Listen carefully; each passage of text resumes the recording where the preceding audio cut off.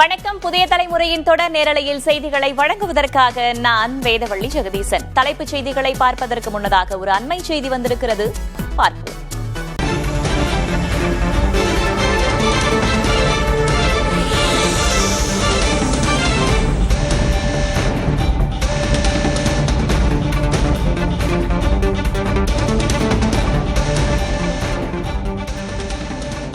கரூர் துயரம் தொடர்பான வழக்கில் சிபிஐ விசாரணைக்கு ஆஜராக உள்ளதாக செந்தில் பாலாஜி தெரிவித்துள்ளார்.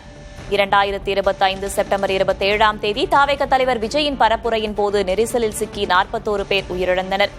இது தொடர்பாக மார்ச் 17ஆம் தேதி ஆஜராக சம்மன் வந்துள்ளதாகவும் நேரில் சென்று விளக்கம் அளிக்க உள்ளதாகவும் தெரிவித்துள்ளார் செந்தில் பாலாஜி.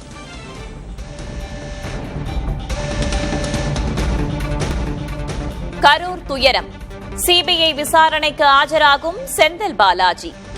மார்ச் 17இல் ஆஜராக சம்மன் வந்துள்ளது செந்தில் பாலாஜி.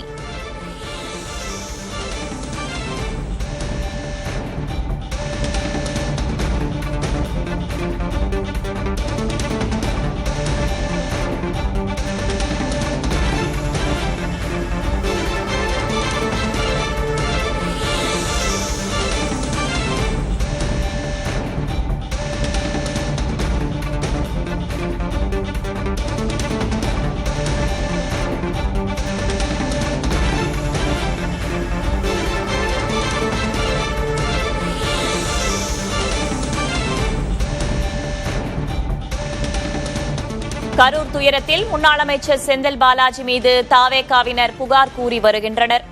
இந்நிலையில் கரூர் துயரம் தொடர்பான வழக்கில் சிபிஐ விசாரணைக்கு ஆஜராக உள்ளதாக தெரிவித்துள்ளார் செந்தில் பாலாஜி.